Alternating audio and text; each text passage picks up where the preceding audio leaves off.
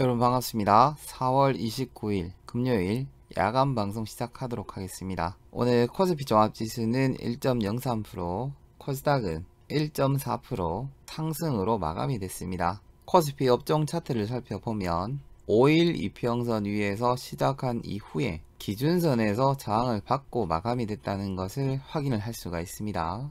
코스닥은 60일선 저항을 받고 마감이 됐죠. 삼성전자는 4.01%, 올해 들어 가장 큰 상승폭이 나왔습니다. 20일 이평선과 기준선에서 저항을 받고 마감이 됐다는 것을 확인을 할 수가 있습니다. 삼성전자의 오늘 수급을 살펴보면 외국인과 기관들의 양 매수가 들어왔고, 특히 외국인들은 3월 25일 이후에 처음으로 매수가 들어왔죠.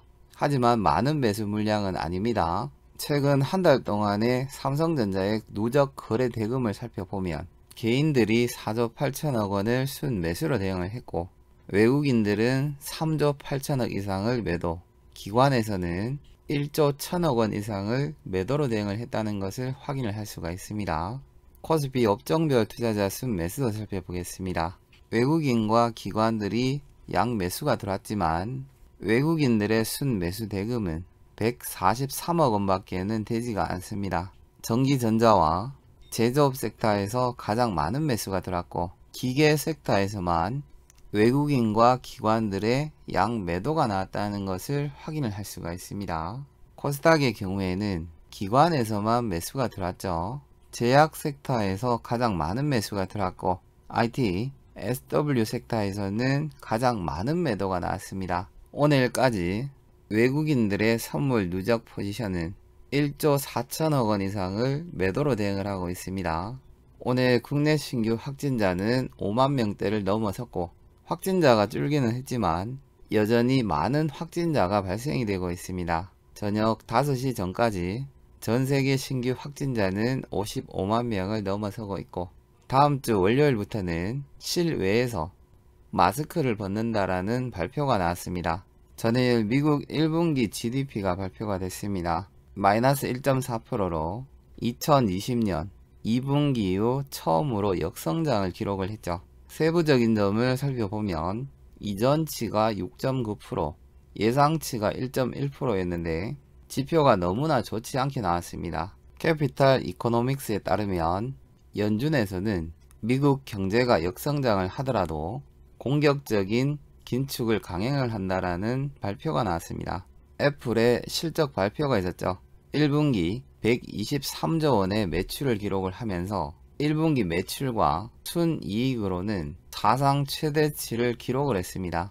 4달 방한을 예약한 바이든은 방한 기간 동안 삼성전자의 평택 공장을 찾는다라는 발표가 나오면서 오늘 삼성전자의 주가가 크게 상승을 한 것 같습니다.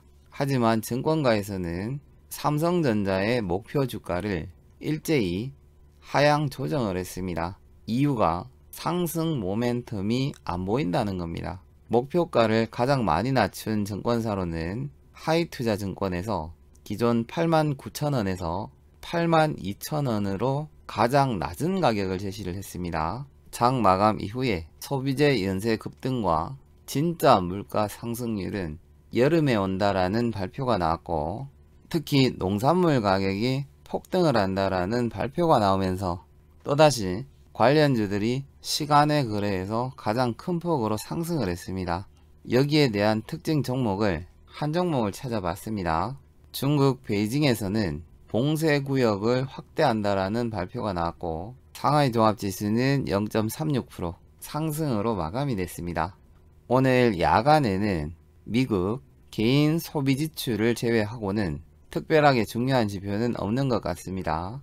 현재 시각이 7시를 지나고 있는데 미국 선물 지수는 하락 출발을 하고 있고, 독일을 포함한 유럽 주요 국가들은 상승으로 출발을 하고 있습니다. 원달러 환율은 1259원대에서 거래가 되고 있죠. 전일날 특징 종목이 있었죠. 웹스 10분봉으로 돌려보면 이 구간이 됩니다. 시가가 17.24%에 시작이 되기 때문에 진입하신 분들은 거의 없었을 것으로 예상이 됩니다.